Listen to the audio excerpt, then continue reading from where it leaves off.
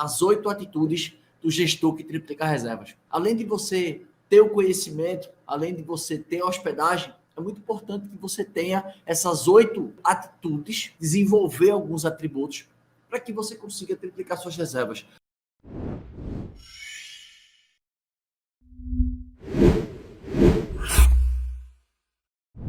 Deixa logo o seu like aqui no vídeo, se inscreva no canal e clique no sininho ativando todas as notificações para você ser avisado todas as vezes que eu entrar online ou publicar um vídeo novo, beleza? Primeiro atitude, né? Primeiro comportamento que a gente espera de você em relação ao comportamento de gostar de pessoas. É muito difícil você trabalhar com um segmento de hospedagem se você é uma pessoa introspectiva, se você é uma pessoa que não gosta muito de socializar, fica muito difícil. Por quê? Porque o segmento de hospedagem, ele demanda essa interação. Seja antes da reserva acontecer, seja um pouco antes do hóspede chegar, seja durante a estadia. Então, você vai precisar, né, ter essa desenvoltura para lidar com pessoas. Qualquer segmento, basicamente, que você trabalhe aí com vendas, você tem que lidar com pessoas. E na hospedagem não é diferente, só que a gente lida um pouco mais. Por quê? Porque, sei lá, porque eu acredito que a gente esteja lidando com pessoas que estejam de férias, né? Porque a hospedagem, a pessoa passa um certo tempo dentro do teu apartamento e qualquer intercorrência, você vai ter que chegar junto. Então, esse gostar de pessoas é muito importante para que você trabalhe, digamos, feliz, né? Trabalhe satisfeito. Outro detalhe também dentro dessa parte de comportamento seria em relação à preparação dos detalhes. Como você sabe, o aluguel por temporada em diversas cidades, a gente tem um excesso de oferta. Ou seja, a oferta ela é muito grande. Muitos imóveis, muitos anfitriões, muitas pousadas. Então, tudo isso impacta diretamente em quê? Na mesmice de sempre, né? Ou seja, quanto mais oferta eu tenho, né, quanto mais concorrentes eu tenho, fica mais difícil de você vender. E se você parar para analisar esses concorrentes, muitos deles são parecidos. E o que vai fazer a diferença entre a tua hospedagem que triplica reservas e aquela hospedagem daquele concorrente que só paga a conta é exatamente atenção aos detalhes. Dentro do teu comportamento, além de você ter que gostar de pessoas, de saber lidar com pessoas, isso a gente aprende, tá? Mesmo que você seja introspectivo, aprender a lidar com pessoas, isso se desenvolve. E ao mesmo tempo também você ter atenção aos detalhes. Porque como você lida com pessoas, pensa, a hospedagem, ela vai refletir, né, digamos assim, a satisfação do hóspede na tua hospedagem, ela vai refletir na tua avaliação. Então, quanto mais atenção você tiver nos detalhes, melhor vai ser a estadia desse hóspede, consequentemente, isso vai refletir diretamente na tua avaliação. Então, a primeira atitude de um gestor que triplica reservas é comportamento. Atenção com os hóspedes, atenção com os detalhes, seja na hora da preparação, seja na hora da limpeza, seja na hora de como que você vai configurar, né, o seu anúncio, como que você vai descrever seu anúncio. Tudo isso são pontos de detalhes que você tem que ter atenção, porque isso pode fazer a diferença entre você prospectar aquele hóspede ou ele escolher o teu concorrente direto. Beleza? Segundo ponto, da segunda atitude do gestor que triplica reservas. O gestor que triplica reservas, ele se planeja. Por que ele se planeja? Porque ele sabe que se planejar é muito mais importante do que só executar. Execução sem planejamento, muitas vezes você pode estar apontado para a direção errada. Muitas vezes você pode estar utilizando estratégias erradas e você só vai descobrir isso depois de um tempo. E isso te custou tempo, que não se recupera mais, e te custou dinheiro. Então, o gestor que triplica reservas, a segunda atitude que ele tem é em relação ao estudar o mercado. Ele estuda o mercado dele cresce, o mercado dele está estagnado, então ele entende um pouco sobre o mercado. Isso aí ele pode ver em dados da plataforma, por exemplo, como o Price Labs, como o RDNA, que até o próprio RDNA.com, você até botar aqui a plataforma aqui, ó, para vocês que queiram acompanhar. Cadê aqui, ó? Essa plataforma aqui, ó, você tem como ver os dados do mercado. Você tem como entrar aqui de graça, claro, que tem algumas coisas, digamos, alguns painéis que você só pode visualizar se você estiver assinando, mas tem muita coisa de graça que você consegue ver aqui, só colocando o endereço da hospedagem. Então ele vai dizer, às vezes, a média de ocupação da cidade, como é que está a diária média. Então você consegue ver algumas informações, já vai te trazer uma informação de mercado. Outro detalhe também é que o gestor que se planeja, ele traça metas diárias para o ano. Então, por exemplo, Você não vai colocar sua hospedagem no Airbnb, na Booking, para ver o que vai acontecer. Se você é um gestor que triplica reservas, você vai estipular qual vai ser a sua venda. Você vai projetar qual vai ser a ocupação que você gosta. Não é que você gosta, não, o que você almeja. Né? Gostar é uma coisa, eu gostaria de ter 80% de ocupação, mas o que é que eu posso fazer para que essa ocupação seja realista? Então, vamos supor que você vai ter uma média de ocupação de 50% durante o ano. Seriam 182 diárias. Então, o que é que você vai fazer para conseguir essas 182 diárias ao longo do ano?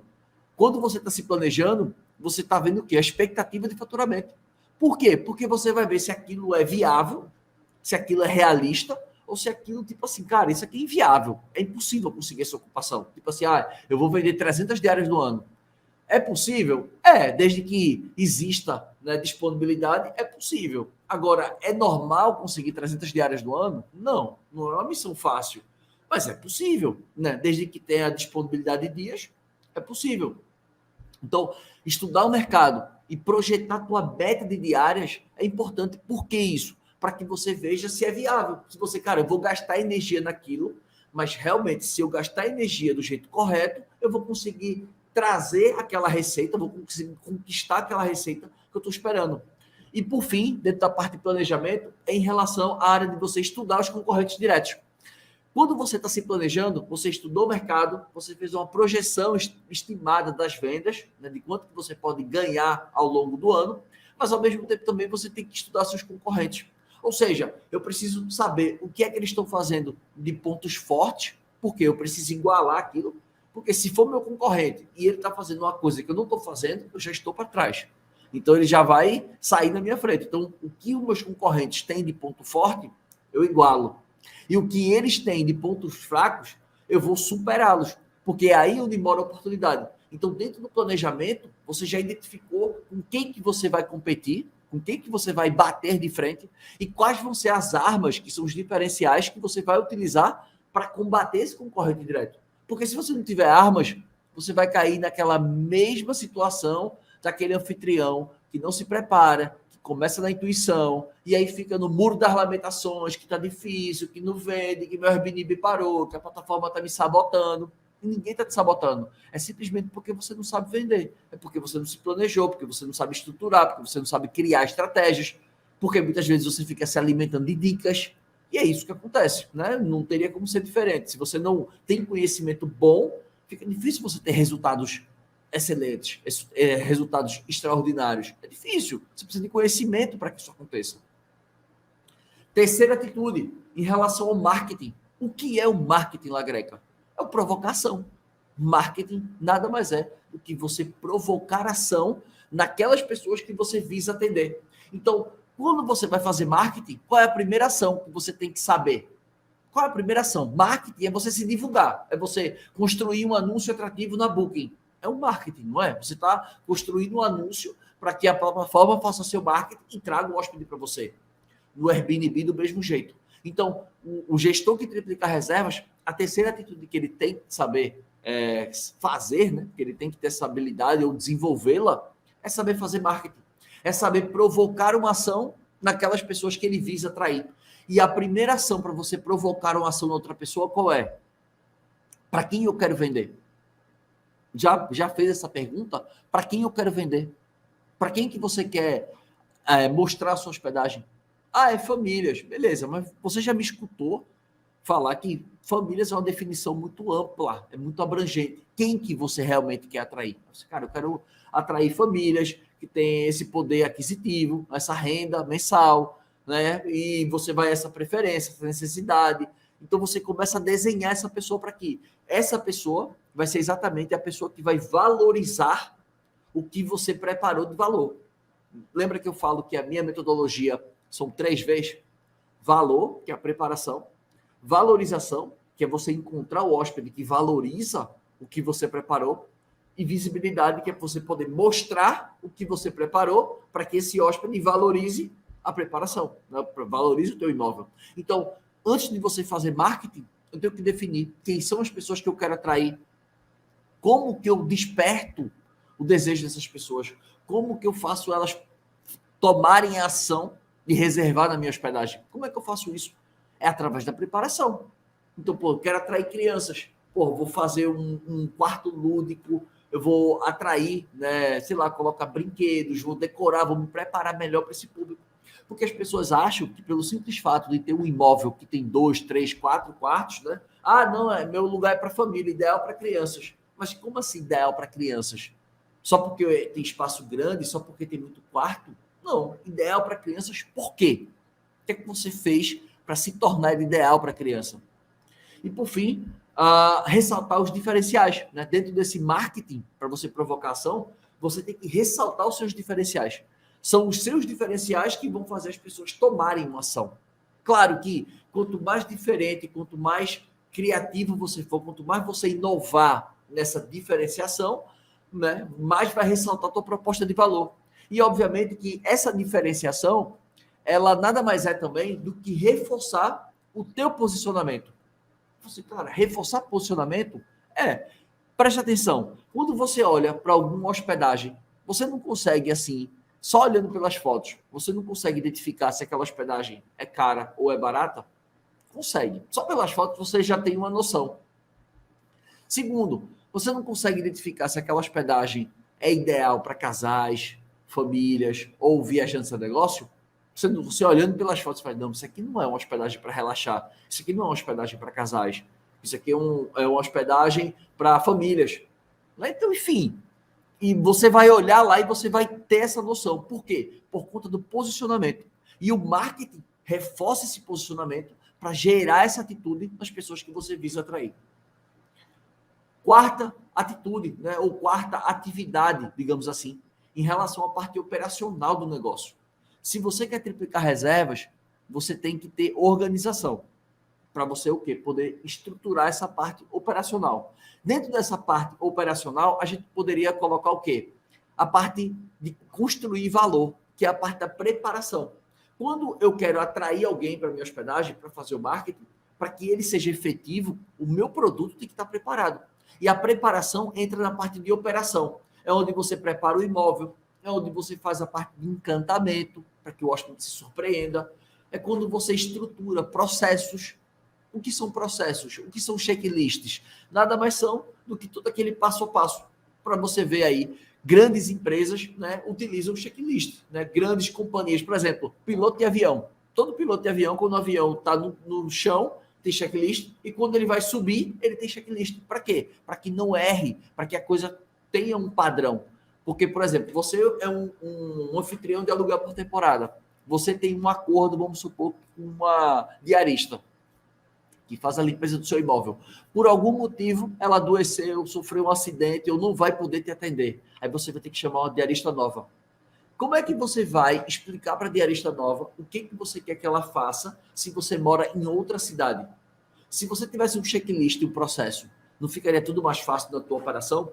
A tua operação não rodaria mais sozinha do que dependesse de você, do que você tá ali e dizer assim, olha, limpa isso, tá? Organiza isso, não esquece de olhar embaixo da cama, não esquece de ver se a bacia não está entupida, não esquece de ver se embaixo da cama não tem um preservativo, ou não tem uma roupa íntima.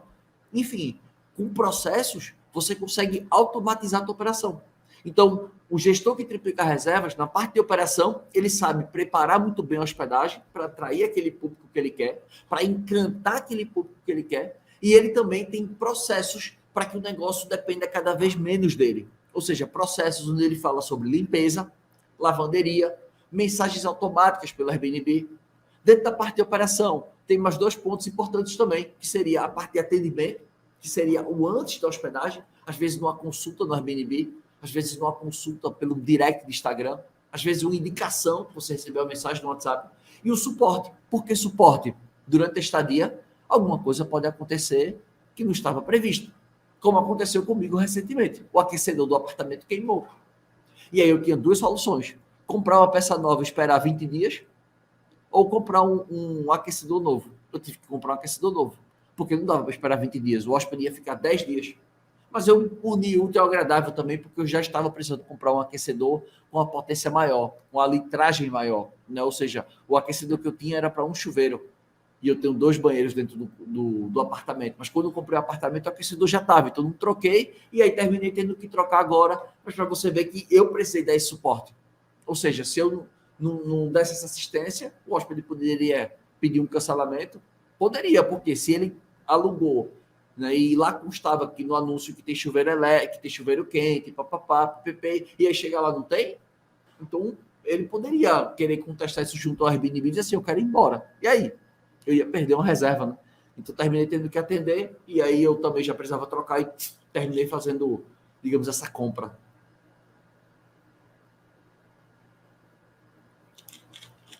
Turma, não esqueçam de deixar o like aqui no vídeo, tá? Deixa um like aqui no vídeo e se inscrevam no canal, importante. Quinta atitude do gestor que triplica reservas em relação à área de vendas. A gente falou que o marketing está relacionado ao V de valorização, atrair as pessoas, né? Valorização, ou seja, pessoas que valorizam o meu imóvel. É o meu público ideal. No quarto ponto, a gente falou da operação, que é a parte da preparação, é o valor. E no quinto ponto agora, que é a parte de vendas, a gente vai falar sobre a visibilidade. Porque não adianta você preparar o imóvel, você saber quem você quer atender, se as pessoas não te encontrarem. Então, você precisa organizar esse ponto. Ou seja, eu preciso mostrar a minha hospedagem da melhor forma possível. E como é que eu mostro a minha hospedagem? Eu vou devolver com a outra pergunta. Como que eu construo um anúncio que chama atenção? Esse é o grande desafio, né? Como é que eu faço para o meu anúncio estar na primeira página, nas primeiras posições, para que o meu anúncio chame a atenção das pessoas? Como é que eu faço isso? Não é mágica, é uma estratégia. Mas dentro da parte de vendas, tem que saber construir um anúncio. Como é que eu preparo o meu anúncio bem no Airbnb, na Booking, no VRBO? Como é que eu inicio? Quais são os primeiros passos para o meu anúncio? Onde é que eu devo focar primeiro? Se eu não tiver muito dinheiro, eu devo, sei lá, talvez comprar um tecido de cozinha, ou eu devo talvez contratar um fotógrafo profissional, ou contratar um profissional de home staging para preparar meu imóvel. O que é que eu devo fazer primeiro? Para que lado eu devo correr? Então, essa parte de vendas é importante também, porque é ela que exatamente é o coração da empresa, né? É o pulmão da empresa. Quem não vende, quebra. Quem não vende, fecha as portas. Então, eu sempre digo para as pessoas que mais importante do que conhecer a parte operacional ou conhecer, sei lá, o que eu falei aqui anteriormente, o planejamento, né, que também é importante, mas antes de você começar qualquer coisa, você não tem como iniciar no segmento de hospedagem se você não aprender sobre vendas. Se você não sabe vender, é muito difícil você começar no segmento e você, vai dar tudo certo. Pode ter a sorte de principiante, pode, porque teu anúncio vai ter um pouco mais de impulsionamento, mas isso vai acabar rápido, né? Ou seja, logo você vai precisar buscar estratégias para poder continuar vendendo. Então, muitas pessoas que se desestimulam ou que saem do segmento são porque não sabem se divulgar. Aí ficam frustrados. Compram um apartamento, ou aquele apartamento que era um sonho para você usufruir, mas ao mesmo tempo ganhar um dinheiro com isso, começa a se tornar tipo um pesadelo, né? Tipo assim, começa a se tornar um peso nas tuas costas. Porque, porra, eu não estou usufruindo muito, estou pagando condomínio, estou pagando manutenção, estou pagando taxa mínima, às vezes, de eletricidade, taxa mínima de água, e você faz, cara, isso não está legal para mim. E você não consegue alugar ele, né? E aquilo vai gerando custo, principalmente imóveis que estão em outras cidades, né? Por exemplo, eu tenho alunos que moram, por exemplo, no Mato Grosso, mas que têm apartamento em Porto Seguro, que moram em São Paulo, mas que têm apartamento em Salvador. Então, assim, para você entender que se você não souber vender, digamos, o seu ânimo, a sua disposição, né, a sua vontade de fazer as coisas darem certo, vai cair logo por terra, porque vender é a parte principal do negócio.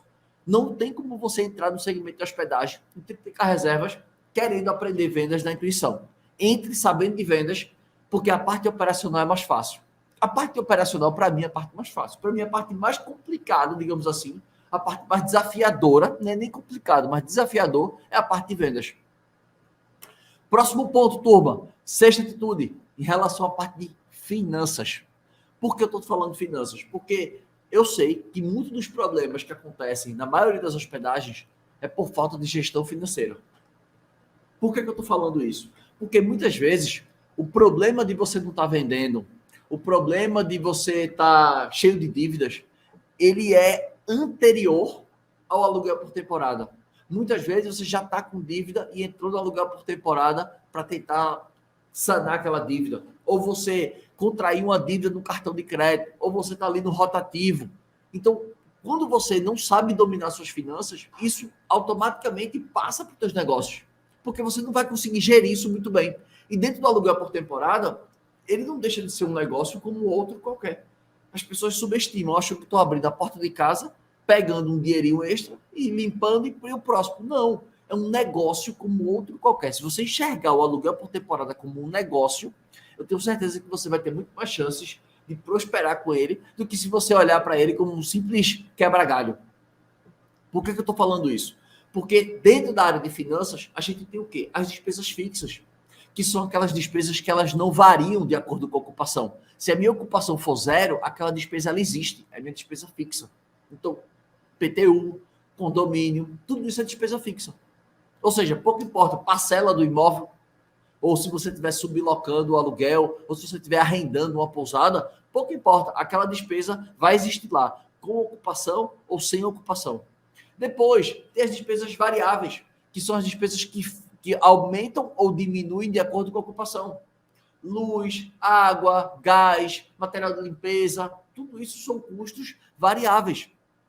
Tem também a receita de contas a receber. Ou seja, eu fiz reserva direta, eu tenho que cobrar o hóspede antes de ele chegar, ou eu tenho que controlar os pagamentos do Airbnb, será que vieram corretos? Será que está faltando alguma coisa? Ou os pagamentos da Booking, tem as contas a receber, tem as contas a pagar também, né? As contas que você vai ter que pagar de luz, de água, de condomínio, né? Tudo isso tem que pagar. O fluxo de caixa, você tem que ter aquele dinheirinho ali, né? Para a lavanderia, para uma emergência, para uma manutenção, tem que ter aquele dinheirinho de fluxo de caixa. E, obviamente, que dentro das finanças tem um lucro. Porque depois que você paga tudo, o que sobra é o lucro.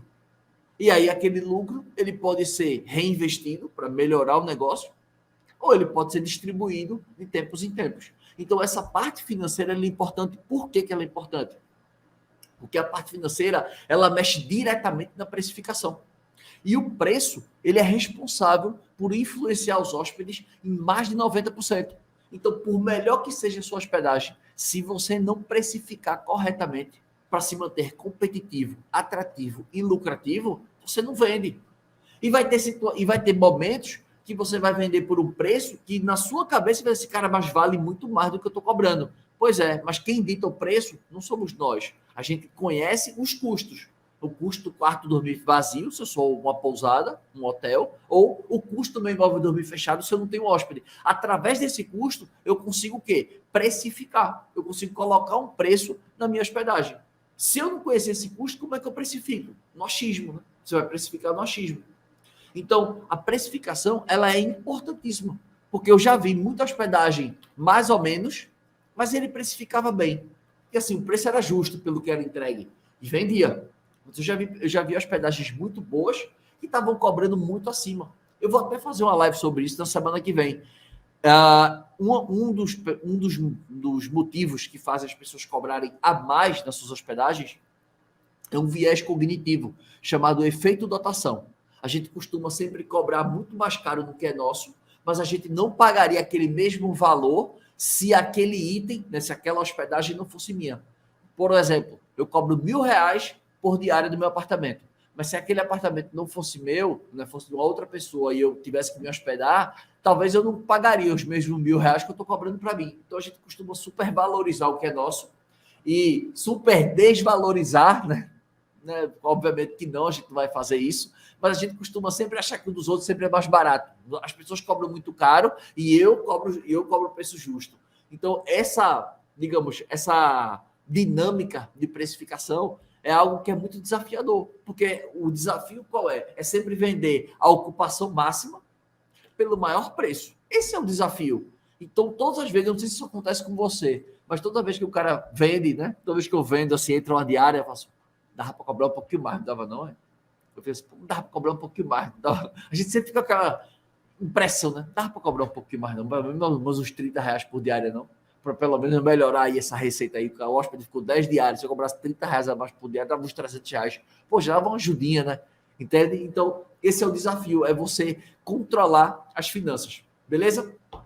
Lembrando aí para vocês que estão me assistindo, turma, isso aqui é mais uma live de aquecimento para o nosso evento, Semana Triplica Suas Reservas. Então, ó, se você não se inscreveu no evento ainda, o link está aqui embaixo, tá? Então, clica aqui embaixo, é gratuito, e aí você vai assistir 3 aulas comigo, ao vivo, online, como falei, gratuitas, onde eu vou te explicar toda essa metodologia. O que você aprende comigo aqui nas lives são fragmentos de um método muito maior, onde eu detalho muito mais em cada item que eu estou falando aqui. Se eu fosse pegar cada um desses pontos, dessas atitudes, né, que os gestores têm, se eu pegar isso aqui dentro do curso, tem uma aula aqui com 20, 30, 40 minutos, só falando daquele tema, exemplificando, trazendo vários pontos que, obviamente, dentro de uma live gratuita aqui, a gente traz uma visão geral, obviamente, para você ter uma noção, você aplicar algumas coisas, mas, obviamente, o conteúdo mais denso, a gente se aprofunda dentro da metodologia, beleza? Então, ó, se você não se inscreveu ainda, o link está aqui embaixo, tá? Vai ser do dia 10 ao dia 13. Não perde nosso evento. 7º ponto, minha turma, 7º ponto para um gestor que triplica reservas. 7ª atitude de um gestor que triplica reservas. Define objetivos. Aí você, como assim define objetivos? Eu diria que seria os objetivos mais íntimos. Aqueles objetivos que você guarda dentro de você. Como assim? Quando você começa um segmento, né, começa um negócio novo, você inicia algo novo, tem que ter um objetivo por trás daquilo. Porque se não tiver um objetivo, tu está fazendo aquilo por qual motivo? Simplesmente por qual motivo? Fazendo por fazer? Porque se você estiver fazendo aquilo só por dinheiro, não vai durar muito tempo. Por que não vai? Porque nas primeiras dificuldades que você enfrentar, você vai querer abandonar o barco. Então, o teu objetivo principal, o teu objetivo íntimo, tem que ser aquilo assim, por que é que eu estou fazendo isso? Ou seja, eu estou querendo fazer a minha hospedagem triplicar reservas e faturar acima de 10 mil porque eu quero viver dela. Eu quero que ela seja a minha fonte de renda principal. Não, eu quero fazer a minha reserva, fazer a minha hospedagem triplicar reservas e faturar acima de 10 mil porque eu quero ter mais tempo de qualidade. Eu não quero mais ser da CLT. Eu quero, às vezes, colocar meu filho numa escola melhor. Eu quero poder viajar, eu quero poder trocar meu carro. Então, qual é o teu objetivo? Porque quando você tem um objetivo, você vai fazer aquele planejamento que eu falei, que foi o 2º ponto, para saber exatamente o quanto que você precisa vender para atingir esse objetivo. Que é exatamente uma mistura entre o objetivo principal, que é o objetivo mais íntimo, e o seu objetivo estratégico. Que o objetivo estratégico é o que complementa o objetivo principal. O objetivo estratégico seria assim, quanto de dinheiro você precisa para chegar nesse objetivo principal. Então, por exemplo, se teu objetivo principal for, eu quero alugar a minha casa temporada porque eu quero comprar um apartamento novo. Eu quero pegar meu apartamento, vender, dar de entrada e as parcelas do meu aluguel por temporada vai pagar o meu apartamento principal. Pode ser. Tem gente que faz isso. Assim, eu quero trocar de apartamento. Não, eu quero que o meu negócio de temporada ele dê certo, que ele triplique reservas, que eu fature acima de 10 mil, porque eu quero trocar meu carro. Eu quero comprar um carro melhor. Eu quero fazer uma viagem dos meus sonhos. Eu quero colocar meu filho numa escola bilíngue. Eu quero que meu filho aprenda a falar inglês logo cedo. Não sei qual é o teu objetivo principal. Mas só que para chegar nesse objetivo principal, tem um objetivo estratégico que é quanto de dinheiro precisa para isso? Quanto de dinheiro você precisa? E, obviamente, que foi o que a gente falou na área do marketing, eu tenho que conhecer a pessoa que valoriza meu imóvel, que tem condições de pagar para que eu consiga chegar no meu objetivo principal. Se eu pudesse fazer um resumo do que eu estou falando, eu faria isso em 4 pontos. Eu faria assim, quanto que você quer ganhar com a sua hospedagem? Pensa, quanto que você quer ganhar por diária? Vamos falar de diária. Quanto que você quer ganhar com a sua hospedagem por diária? Eu quero ganhar R$300. Beleza. Com R$300, que é o que você quer cobrar por diária, qual é a melhor hospedagem que você pode oferecer? A preparação. É o V de valorização aqui. Qual é a melhor hospedagem que você pode oferecer?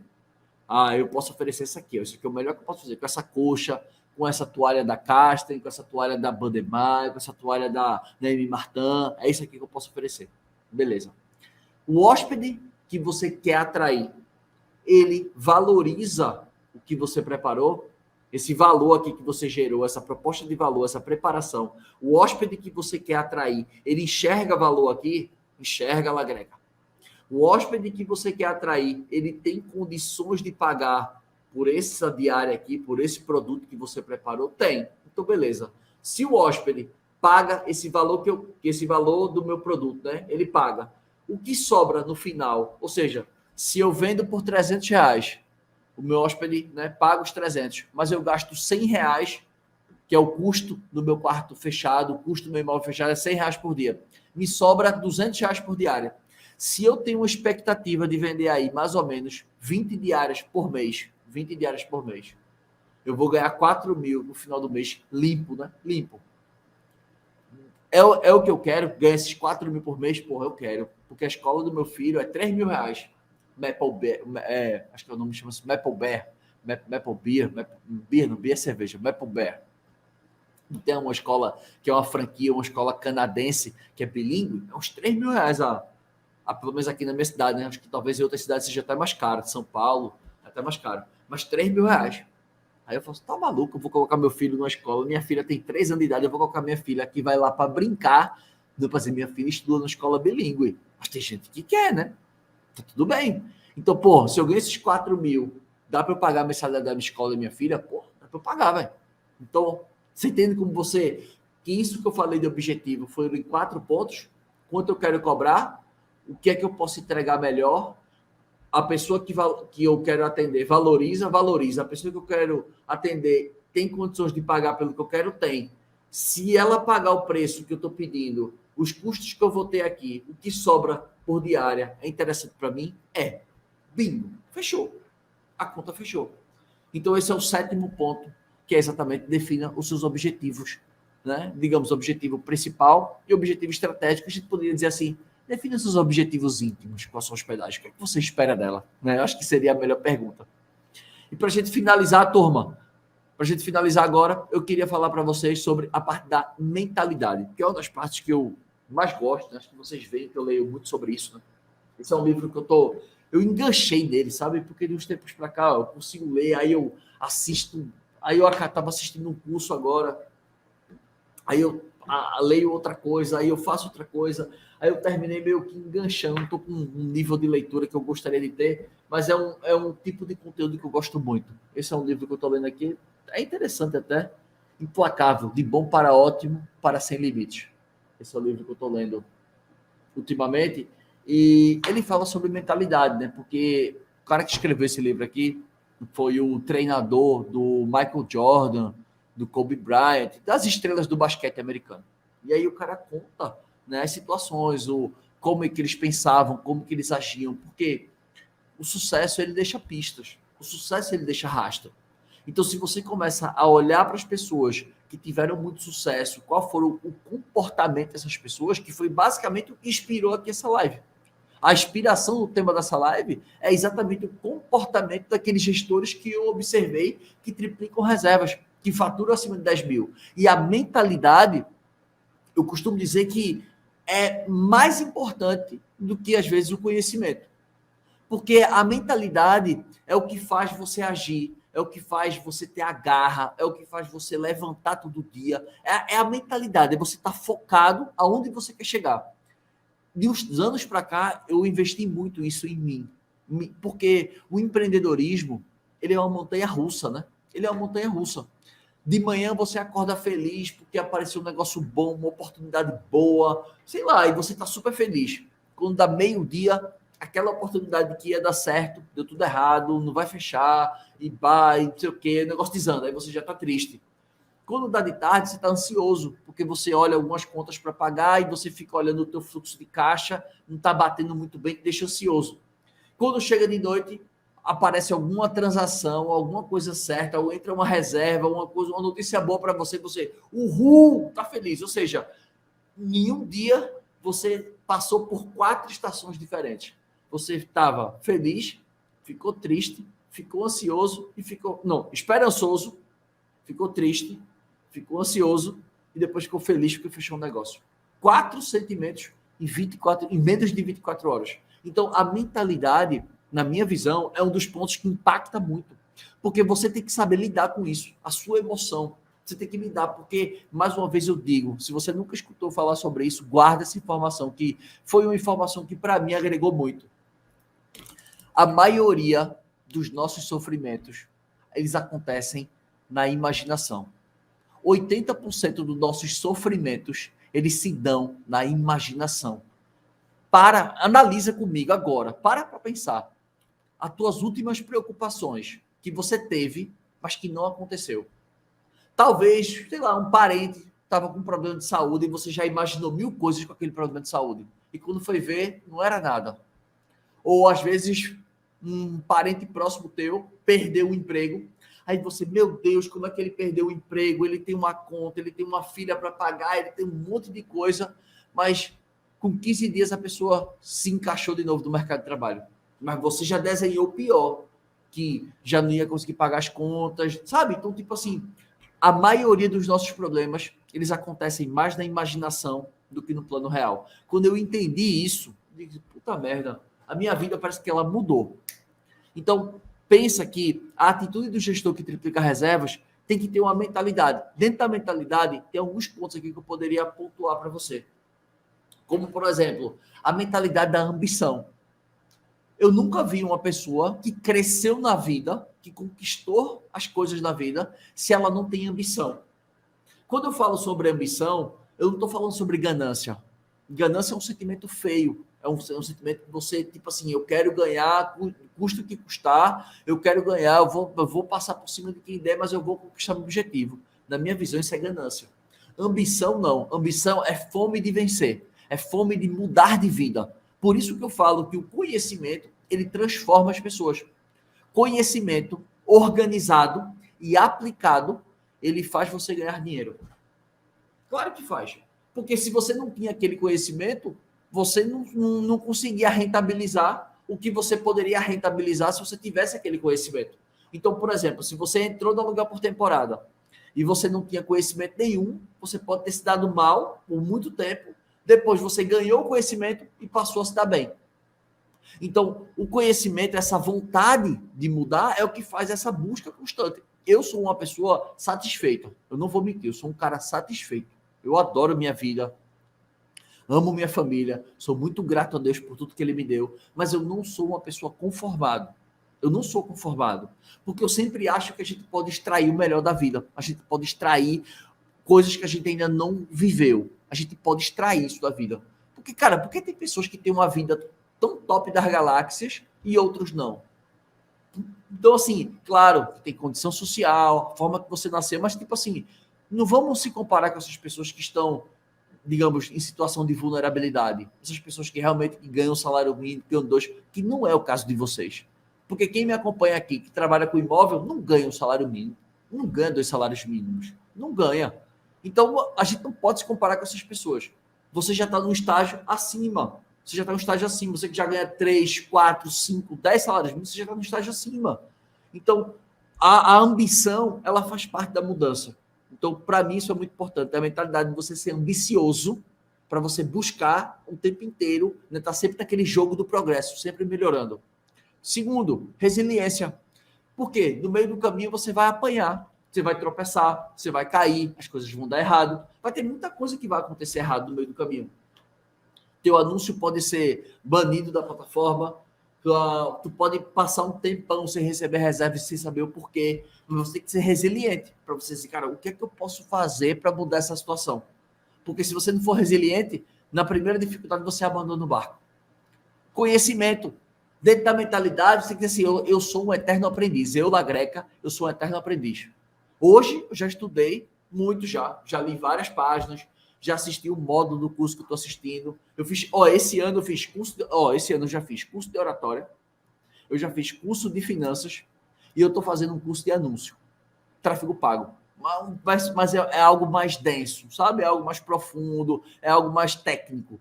Eu estou fazendo um curso com um americano. Então, investimento, oratória e tráfego pago. 3 cursos que estou fazendo num período de 3 meses. Quantos livros já não li? Né? Ou seja, estou enganchado nesse livro aqui. Estou enganchado nele. Mas por quê? Que é por questão do tempo. Mas já li 2 antes dele. Então, esse aqui é o 3º livro do ano. Tudo bem, não estou daquele ritmo que eu gostaria de estar. Era para ser o 6º, né? Pelo menos 2 livros por mês. Eu não estou conseguindo. Esse é o 3º. Mas a gente vai se esforçando, vai fazendo o que dá. Então, pensa que o conhecimento é o que vai destravar a tua receita. Eu aprendi isso, sabe por quê? Quando a gente está mudando de fase, a gente está fazendo novas sinapses, muitas vezes a gente fica enganchado numa fase só. Eu tenho um livro aqui que fala sobre isso, e é esse aqui. Esse livro aqui, ele é bem fininho, esse livro é muito legal. Esse livro aqui chama-se O Melhor do Mundo. Esse livro aqui, ó. É do Seth Godin. O que é que ele diz? Ele diz assim, ó, olha a capa do livro. Saiba quando insistir e quando desistir. Isso é pesado, não é não? E aí ele explica, na nossa vida, existem 3 situações. A primeira situação é você estar num beco sem saída.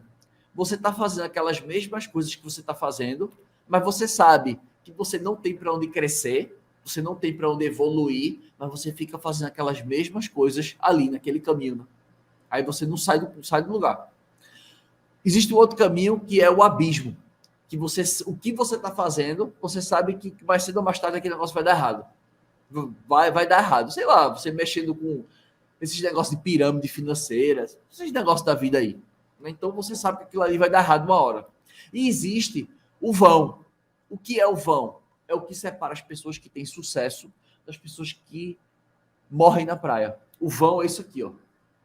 O vão é isso aqui. A gente, quando começa, tem o anúncio do Airbnb, tu começa aqui, ó, o anúncio. O anúncio começa aqui. Uhul! Vai dando certo, vai entrando reserva. Daqui a pouco o teu anúncio, ele faz assim, ó. Teu anúncio, ele cai aqui, ó. Teu anúncio, ele cai aqui. Quando o teu anúncio cai aqui, é a hora que as pessoas vêm me procurar. É a hora que as pessoas falam assim, cara, eu preciso de conhecimento. É por isso que a gente está falando aqui, ó. É aqui o conhecimento, é o que vai te tirar daqui para fazer tu subir de novo. Só que tem muita gente que morre aqui, ó, no vão. Porque esse vão aqui é o que separa quem desiste, quem vai para trás, e quem tem sucesso. Porque se não existisse esse vão aqui, todo mundo teria sucesso. E a vida não é justa, né? Venhamos e convenhamos, a vida não é justa. E nem vai ser justa. Então, assim, faça o melhor que você pode com o melhor que você tem. Então, o conhecimento é o que te tira desse vão. Porque o abismo, você já viu que, tipo assim, você está se destruindo. Né? Sei lá, aquelas pessoas, não um exemplo mais pesado, aquelas pessoas que bebem todo dia, o alcoólatra, o cara está se destruindo todo dia. Todo dia.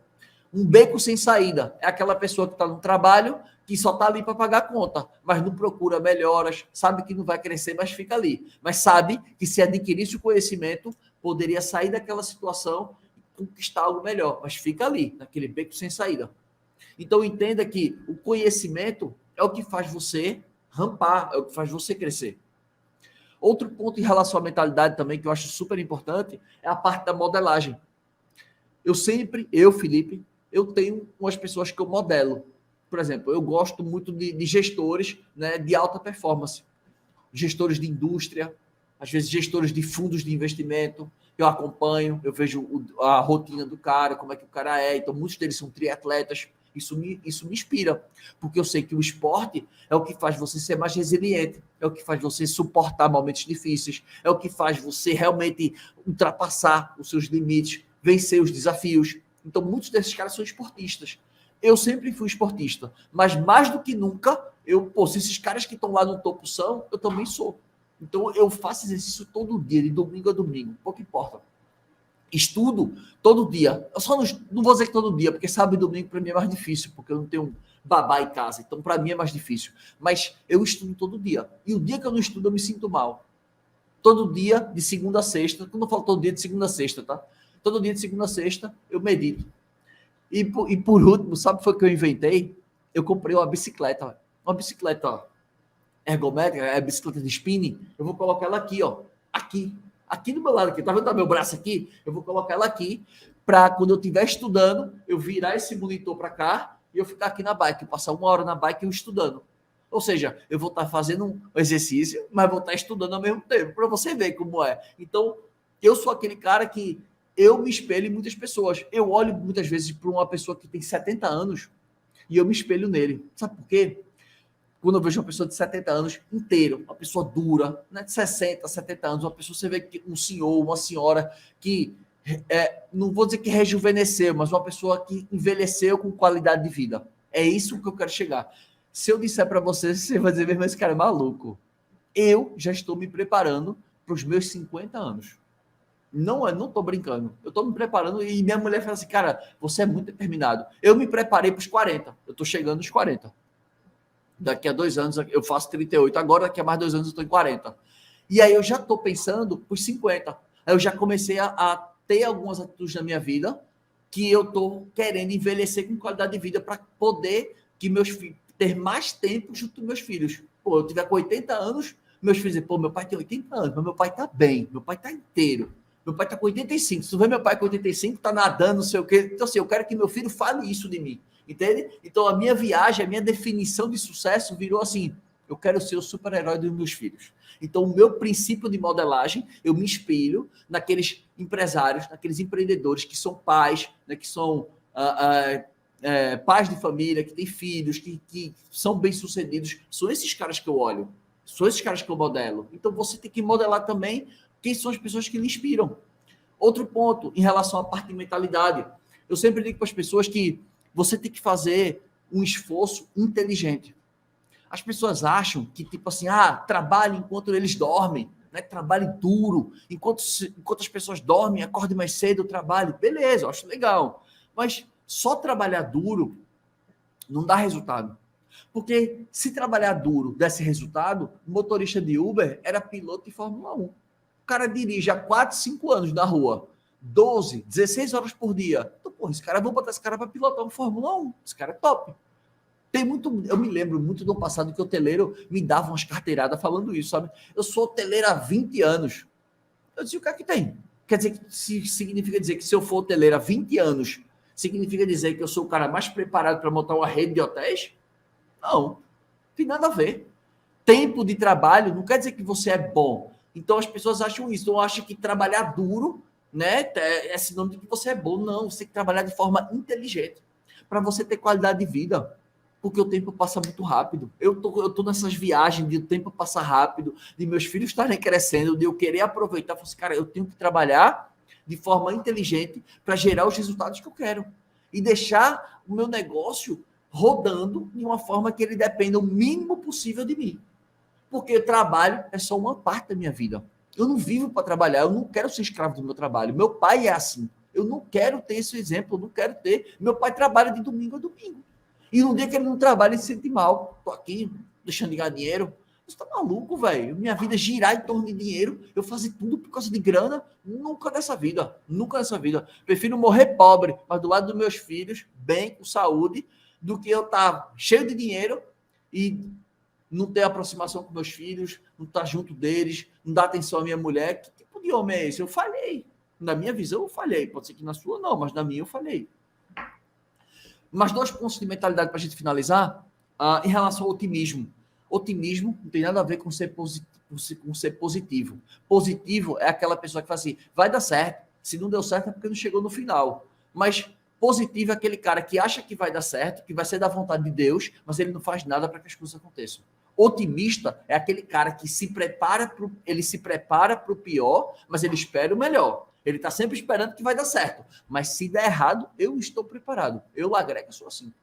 Todo dia eu penso, eu não sei quando eu preciso estar preparado para o pior que vai acontecer, mas todo dia eu me preparo, mas eu não sei para quê. Mas, tipo assim, é como se fosse um soldado de guerra.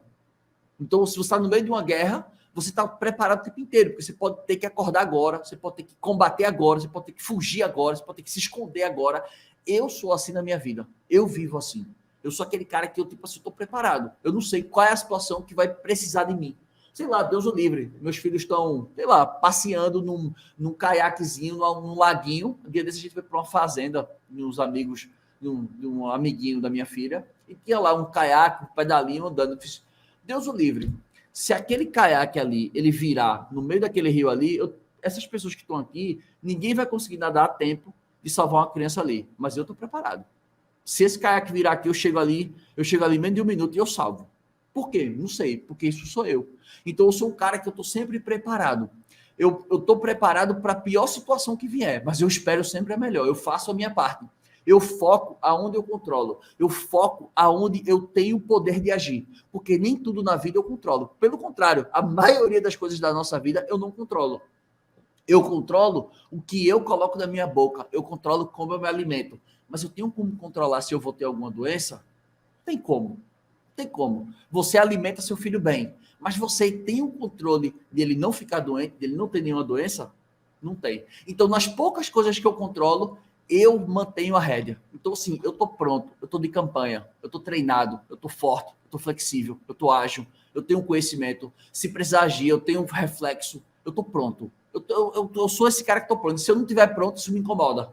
Então, seja otimista. Se prepare para o melhor, né? Se prepare para o pior, mas pense no melhor. E não seja aquele cara positivo que acha, vai dar certo, vai dar certo. Vai dar certo nada, meu irmão. Vai dar certo nada. Só vai dar certo se tu fizer por onde der certo. E para a gente finalizar, de tudo isso que eu falei, é muito importante também da tua mentalidade que você seja uma pessoa criativa, que você volte ao seu tempo de criança. Que isso é uma das coisas que eu estou vivenciando agora como pai. Isso é muito engraçado. Porque a gente nasce criativo, e a gente perde a nossa criatividade com o tempo, porque a gente é poldado pelos nossos pais, pelos nossos amigos, pelos nossos tios, familiares, né? Não faça isso, não sei o quê. Você não deixa a pessoa se tornar criativa, porque a criatividade ela vem quando você vai fazendo as coisas erradas. É ali que surge a criatividade. É quando você vai fazendo coisas que aparentemente para os adultos não fazem sentido nenhum, mas é ali que você aprende a resolução de problema. Então, a criatividade é você ter a imaginação de como que eu posso resolver velhos problemas de uma nova forma. Porra, que sacada essa agora, hein? A criatividade, né, nada mais é do que você resolver antigos problemas de uma nova forma. Só que a criatividade por si só, ela não sobrevive. A criatividade, ela tem que estar conectada com o quê? Com a inovação. A inovação é o poder da execução. A criatividade é você pensar em novas soluções para velhos problemas, mas a inovação é você executar essa criatividade que você teve. É você colocar ela em prática para que as coisas aconteçam. Então, a mentalidade, ela engloba isso. Por isso que eu falei na live de hoje, basicamente, sobre 8 atitudes do gestor que triplica reservas, que vai desde comportamento, a segunda, planejamento, a terceira, o marketing, que é provocação nas pessoas que você visa atrair. A quarta é a parte operacional, é você preparar sua hospedagem, você gerar valor, é o ver de valor para que seja valorizado pelo aquele público que você quer atender. Quinto ponto, a parte de vendas, como que eu me divulgo? Porque, como disse, meu pai sempre falou, sempre escutei esse ditado dele, gaiola bonita não dá alpiste a passarinho. Não adianta você ter uma hospedagem linda se você não sabe se divulgar, se você não sabe se mostrar. Sexto ponto, gerencie suas finanças, porque as finanças estão diretamente ligadas com a tua precificação. Se as tuas finanças estiverem desorganizadas, você não vai saber precificar, você não sabe quanto custa seu imóvel fechado, você não sabe colocar o preço justo para se manter competitivo, atrativo e lucrativo.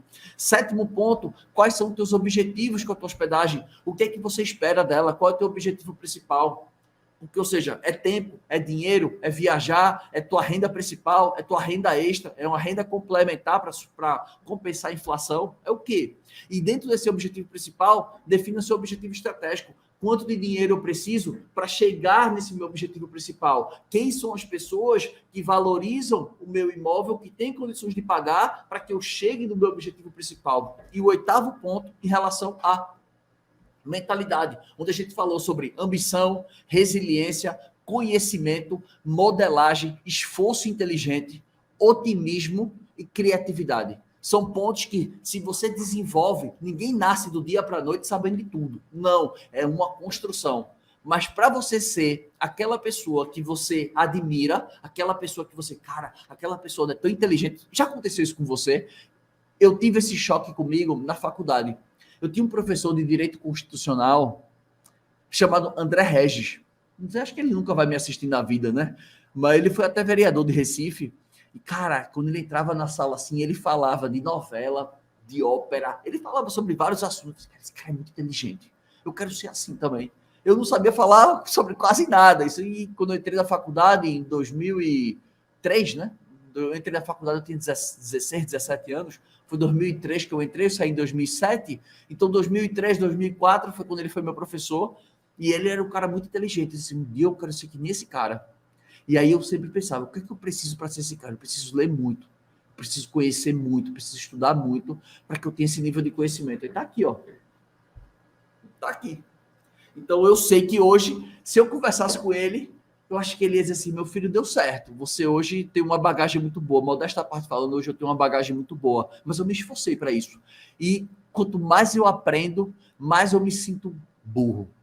Juro por Deus, quanto mais eu aprendo, eu faço, pô, eu sou muito burro, eu tenho que estudar mais, eu tenho que estudar mais, eu tenho que estudar mais. Então, assim, eu tenho essa sede. Então, eu tenho, internamente, eu sou um eterno estudante. Eu gosto dessa posição porque ela me traz humildade, porque eu sei que eu sempre posso aprender um pouco mais, que sempre tem alguém que pode me ensinar alguma coisa, e isso é o que vai me levar para o próximo estágio. Espero que você tenha gostado da live de hoje. Pessoal, muito obrigado. Deixem seus likes aqui no vídeo.